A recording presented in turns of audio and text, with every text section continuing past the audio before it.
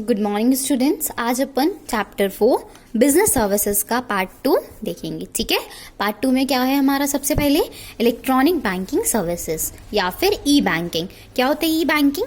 Uses of computers and internet in the functioning of the banks is called electronic banking. जब हम bank में काम करने के लिए कंप्यूटर्स और इंटरनेट का यूज करें तो वो कहलाती है electronic banking.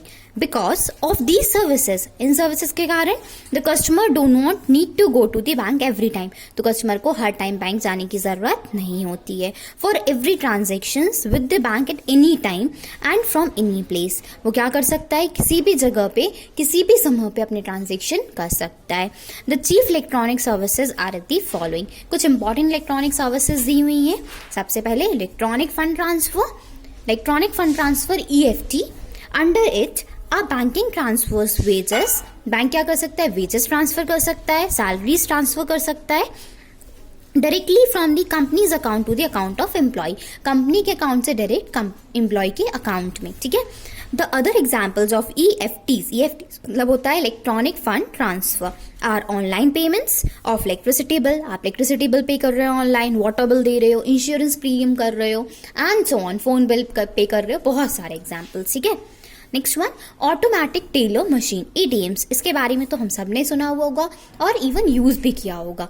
ATM is a automatic machine. क्या है? ऑटोमेटिक मशीन है with the help of which, जिसकी मदद से मनी कैन बी विड्रॉन और डिपॉजिटेड। मनी को हम विड्रॉ कर सकते हैं और डिपॉजिट कर सकते हैं बाय इंसर्टिंग द कार्ड। क्या करना पड़ेगा? हमें कार्ड इंसर्ट करना पड़ेगा, अंदर कार्ड डालना पड़ेगा मशीन में और अपना personal identify number, pin number डालना पड़ेगा। This machine operates for all the 24 hours. ये मशीन क्या होती है? 24 घंटे चलती है। आप कभी भी जाके ATM से पैसे निकाल सकते हो। Next one debit card. Debit card क्या होता है? A debit card is issued to a customer in lieu of his money deposited in the bank. Debit card हम कस्टमर को इश्यू करते हैं किसके बदले? जो मनी उसने हमारे बैंक में डिपॉजिट किया है। The customer can make immediate payment of goods purchased और services obtained by the basic of his debit card. Customer तुरंत पेमेंट कर सकता है अपनी गुड्स एंड सर्विसेज जो उसने खरीदी है उनका। कैसे? By the use of debit card. ठीक है, प्रोवाइड द टर्मिनल फैसिलिटी, क्योंकि ये जो डेबिट कार्ड है ये हमारे कस्टमर्स को ऐसी फैसिलिटी देता है कि आप सेलर्स को अपना पेमेंट कर पाए। ठीक है, next one credit card. A bank issues a credit card to the those of its customer. Credit अपने कौन से कस्टमर को देता है bank? Who enjoy good reputation, जिनकी बैंक में बहुत अच्छी रेपुटेशन है। This is a short of overdraft. ये क्या है? एक तरीके का ओवरड्राफ्ट फैसिलिटी है, मतलब आपको उधार दे रहे हैं वो। With the help of this card, इस कार्ड की मदद से the holder can buy goods और ऑब्टेन सर्विसेज। होल्डर गुड्स खरीद सकता है और सर्विसेज भी अवेल कर सकता है up to a certain amount, एक निश्चित अमाउंट तक, even without having sufficient deposit in their bank account. भले ही उसके बैंक अकाउंट में उतना डिपॉजिट ना हो, फिर भी वो उतना हद तक वो अमाउंट यूज कर सकता है। ठीक है, next one tele banking. Under this facility a customer can get information. इस फैसिलिटी में कस्टमर इन्फॉर्मेशन गेन कर सकता है अबाउट द अकाउंट बैलेंस। किसके बारे में? अकाउंट बैलेंस के बारे में। और any other information about the latest transaction of the telephone. आपके टेलीफोन से रिलेटेड जो भी लेटेस्ट ट्रांजेक्शन हैं आप उनके बारे में जानकारी इजिली गेन कर सकते हो। Okay, next one core banking solution, centralised banking solution. ठीक है, in this system customer by opening a bank account. इस सिस्टम में कस्टमर क्या करता है? बैंक अकाउंट ओपन करता है इन वन ब्रांच, किसी एक ब्रांच में जो कि कोर बैंकिंग फैसिलिटी हो, core banking solution facility avail करती हो। Can operate the same bank anywhere across the country, और वो उसको अकाउंट को कहीं भी ऑपरेट कर सकता है, कंट्री में किसी भी जगह पे ऑपरेट कर सकता है। It is immaterial with which branch of the bank with customer deals with when he or she in CBS branch customer। ये क्या हो गया? एक ऐसा अकाउंट है जो हम कहीं भी डील कर सकते हैं। अगर आप किस ब्रांच से बिलोंग करते हैं, किस बैंक से बिलोंग करते हैं? CBS, मतलब आप कोर बैंक सॉल्यूशन अवेल करते हैं तो। ठीक है, then next one national electronic fund transfer. क्या होता है ये? NEFT refers to a nationwide system. ये क्या है? नेशन वाइड सिस्टम है दैट फैसिलिटेट इंडिविजुअल्स। जैसे किसके लिए फैसिलिटी देता है? इंडिविजुअल्स के लिए, फर्म्स के लिए, कंपनीज के लिए टू इलेक्ट्रिकली ट्रांसफर फंड्स, हम क्या करें, अपने फंड्स को इलेक्ट्रिकली ट्रांसफर कर दें, मतलब कैश देने की जरूरत नहीं है, इस अकाउंट से उस अकाउंट में हमने भेज दिया। From any branch of any individual, किसी भी इंडिविजुअल की कोई भी ब्रांच, या किसी भी फर्म की कोई ब्रांच, या किसी भी कंपनी की कोई branch, having account with any other bank branch in the country, उसी बैंक में किस कंट्री की किसी भी जगह पे अकाउंट होना चाहिए, तो हम इजीली ट्रांसफर कर सकते हैं। ठीक है, next one, real time gross settlement. Real time gross settlement क्या होता है, RTGS है ना, refers to a fund transfer system, ये भी फंड ट्रांसफर सिस्टम है, where transfer of funds take place, जहां पे हम फंड को ट्रांसफर करते हैं from one bank to another on real time, तुरंत ही एक बैंक से किसी दूसरे बैंक में, ऑन ग्रॉस बेसिस, किसके बेसिस पे, ग्रॉस बेसिस पे। Settlement in real time means, real time में सेटलमेंट करने का मतलब होता है transactions are settled as soon as they are processed, जैसे ही ट्रांजेक्शन हुआ हम उसको सेटल डाउन कर देंगे, पेमेंट उनके पास पहुंच जाएगा। And are not subject to any waiting period, इसमें कोई भी वेटिंग पीरियड नहीं होता है। Gross settlement means the transaction is settled, gross settlement मतलब कि ट्रांजेक्शन सेटल हो गया है on 1-to-1 basis without bunching और netting with any other transaction, किसी और ट्रांजेक्शन से उसको कंबाइन नहीं किया, हमने तुरंत उस ट्रांजेक्शन को कंप्लीट कर दिया, किसी और के लिए वेट नहीं किया। ठीक है, अब क्या होता है, ई बैंकिंग के बेनिफिट्स होते हैं बहुत सारे, तो सबसे पहले हम किसके लिए बेनिफिट्स देखें, हमारे कस्टमर के लिए क्या बेनिफिट्स होते हैं। E banking provides 24 hour a day into 365 days a year services to a customer, ये 365 दिन 2400 घंटे हमें सर्विसेज देता है, कस्टमर जब चाहे इस फैसिलिटी को यूज कर सकता है, ना कोई संडे होता है, ना ही कोई हॉलीडे होता है, ना ही कोई पब्लिक हॉलीडे होता है, जब भी चाहे आप इसको यूज कर सकते हैं। Okay, next one, customers can make transaction from office और हाउस और while travelling bye mobile telephone, customers अपने घर से, ऑफिस से या फिर ट्रेवल कर रहे हैं कहीं से भी मोबाइल फोन के थ्रू ट्रांजेक्शन्स कंप्लीट कर सकते हैं। ठीक है, there is greater customer satisfaction, इसमें बहुत ज्यादा कस्टमर सेटिस्फेक्शन है, किसके थ्रू, ई बैंकिंग के थ्रू, क्योंकि ये क्या करता है, ऑफर अनलिमिटेड एक्सेस, आप जितनी भी बार चाहो उसको यूज कर सकते हो, एंड ग्रेट सिक्योरिटी, और बहुत ज्यादा सिक्योरिटी भी रहती है हमारे पास, as they can avoid travelling, क्योंकि हम कैश के साथ ट्रैवलिंग अवॉइड कर सकते हैं, तो रिस्क भी क्या होती है, कम होती है। ठीक है, next one, benefits of e banking to banks, ये तो हमने कस्टमर के बेनिफिट देख लिए, अब बैंकों को क्या बेनिफिट है, तो सबसे पहले e banking lowers the transaction cost, e banking से ट्रांजेक्शन कॉस्ट कम हो जाती है। लोड ऑन ब्रांचेस, ब्रांचेस पे जो बर्डन होता है काम का वो क्या हो जाता है, can be reduced by establishing centralised database, centralised database बना के हम उनके बर्डन को कम कर सकते हैं।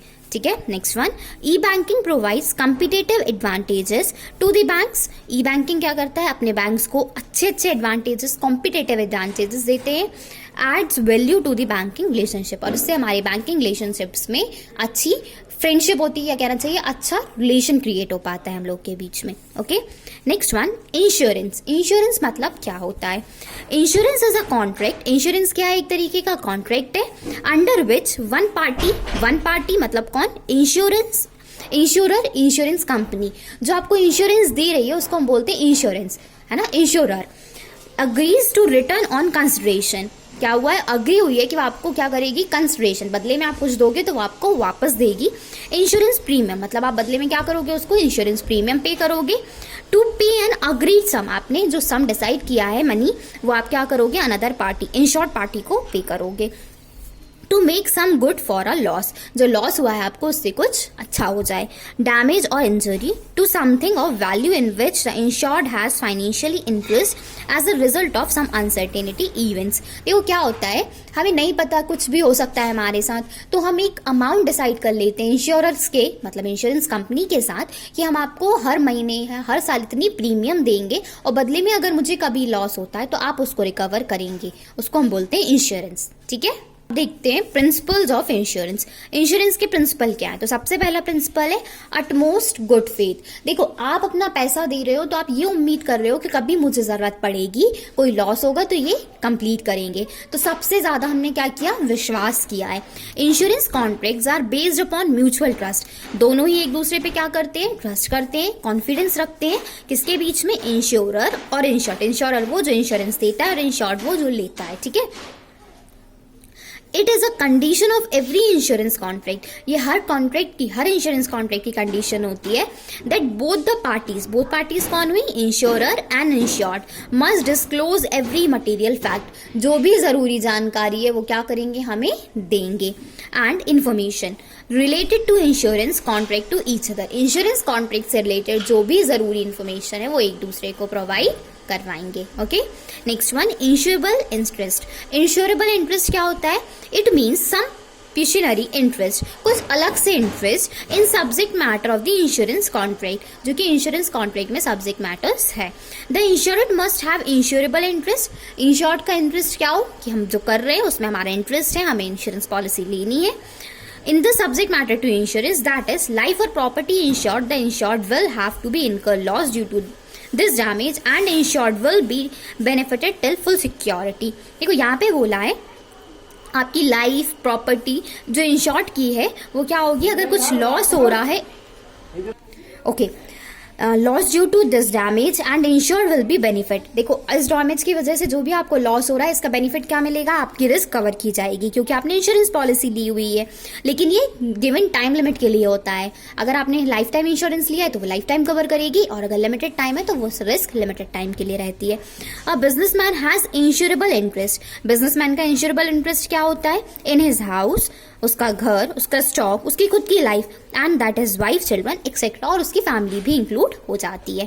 Okay, next one, indemnity. Indemnity क्या होता है, principle of indemnity applies to all contract, ये सभी कॉन्ट्रैक्ट में अप्लाई होती है एक्सेप्ट किसी एक को छोड़ के, the contract of life insurance, अगर वो कॉन्ट्रैक्ट लाइफ इंश्योरेंस है तो इंडेमनिटी अप्लाई नहीं होता है, because estimation regarding loss of the life can not be made, क्योंकि हमारी लाइफ में कितना लॉस होगा इसका अंदाजा हम नहीं लगा सकते हैं। The objective of contract of insurance, insurance contract का ऑब्जेक्टिव क्या होता है, उद्देश्य क्या होता है, is to compensate to the insured from the actual loss, हमारे, हाँ, contract of insurance is to compensate the incurred from the actual loss he has incurred, जो हमारा ऑब्जेक्टिव होता है क्या होता है कि हमने जो एक्चुअल लॉस हुआ है हम उसको क्या करते हैं, कंप्लीट कर, incurred from the actual loss he has incurred, these contracts provide security। देखो इंडैमनिटी में क्या होता है, हम अंदाजा लगा लेते हैं कि फ्यूचर में कभी उनको कितना लॉस होने वाला है, और हम इसी बात को प्रॉमिस करते हैं कि आपको जो लॉस होने वाला है उसके लिए हम सिक्योरिटी प्रोवाइड करवाएंगे। Okay, from the loss and no profit can be made out of this contract, तो इस कॉन्ट्रैक्ट से हम कोई भी प्रॉफिट नहीं कमा सकते हैं। Okay, next one, proximate cost. Proximate cost क्या होता है, the insurance company will compensate for the loss incurred by the insured due to reason mentioned in insurance policy, अगर इंश्योरेंस पॉलिसी में मेंशन रीजन की वजह से आपको कोई लॉस हो रहा है तो आपको कंपनसेट किया जाएगा, but if losses are incurred due to reason not mentioned in insurance policy, लेकिन अगर आपको लॉस तो हो रहा है लेकिन उसके लिए रीजन जो है वो इंश्योरेंस पॉलिसी में मेंशन नहीं है, then principle of proximate cause और the nearest cause is followed, तो जो प्रॉक्सिमेट कॉज होता है मतलब उससे मिलता जुलता कॉज या नियरेस्ट कॉज होगा हम उसको फॉलो करके आपको कंपनसेट करती हैं। Okay, next one, subordination. These principles applies to all insurance contract, ये सभी इंश्योरेंस कॉन्ट्रैक्ट पे अप्लाई होता है, which are contracts of indemnity, जो कि इंडेमनिटी के कॉन्ट्रैक्ट्स हैं। एज पर दिस प्रिंसिपल, इस प्रिंसिपल के according, when any insurance company compensate the insurant for loss of any of his property, जब भी कोई कंपनी इंश्योरेंस कंपनी इंश्योर्ड को क्या कर रही है, उसकी लॉस ऑफ प्रॉपर्टी के लिए कंपनसेट करती है, then all rights related to that property, जो भी उस प्रॉपर्टी, डैमेज प्रॉपर्टी से रिलेटेड राइट्स होते हैं, automatically get transfer to the insurance company, तो वो राइट किसके पास चले जाते हैं, इंश्योरेंस कंपनी के पास। ठीक है, next one, contribution. According to this principle, if a person has taken more than one insurance policy, अगर एक पर्सन ने एक इंश्योरेंस से ज्यादा पॉलिसी ली है फॉर द सेम रिस्क के लिए, then all the insurance will contribute the amount of loss in proportion to the amount assured by each of them and compensate for the actual amount of loss. तो फिर क्या करेंगे, वो सभी insurance policy वाले एक प्रपोर्शन में जो उन्होंने डिसाइड किया है उसके अकॉर्डिंग लॉस को क्या करेंगे, कंट्रीब्यूट करेंगे और उसको कंपनसेट करेंगे, because he has no right to recover more than the full amount of his actual loss, क्योंकि जो इंश्योरर है जिसने इंश्योरेंस पॉलिसी ली उसके पास ये अधिकार नहीं है कि जितना लॉस हुआ है उससे ज्यादा को आप रिकवर कर पाए। ओके, आगे देखते हैं, mitigation. According to this principle, इस प्रिंसिपल के according the insurance must take reasonable steps, insurer को क्या लेना है, एक रीजनेबल स्टेप्स लेना है टू मिनिमाइज द लॉस, ताकि उसका लॉस क्या हो जाए, कम हो जाए, उसका डैमेज जो इंश्योर्ड प्रॉपर्टी को होने वाला है वो कम हो जाए। Otherwise the claim from the insurance company में बी लॉस्ट। तो अगर ऐसा नहीं करेगा, वो जानबूझ के रिस्क लेगा, तो जो उसका क्लेम मिलने वाला था वो क्या हो जाएगा, खत्म हो जाएगा। मतलब आप जानबूझ के इंश्योरेंस पॉलिसी लेने के बाद लॉस इनकर नहीं कर सकते हैं। ठीक है, अब देखते हैं टाइप ऑफ इंश्योरेंस। तो दो टाइप के इंश्योरेंस होते हैं, पहला तो लाइफ इंश्योरेंस, दूसरा जनरल इंश्योरेंस। लाइफ इंश्योरेंस हम अपनी लाइफ के लिए लेते हैं, जनरल इंश्योरेंस हम नॉर्मल लॉसेस के लिए लेते हैं। तो जनरल इंश्योरेंस को हमने 3 कैटेगरीज दी हैं। पहला तो फायर इंश्योरेंस, आग से होने वाली दुर्घटना के लिए इंश्योरेंस, मराइन इंश्योरेंस, पानी से होने वाली दुर्घटना, शिप में होने वाले लॉसेस के लिए इंश्योरेंस, एंड अदर इंश्योरेंस, और बाकी बहुत सारे इंश्योरेंस जो कि हम कल डिस्कस करेंगे। Have a good day.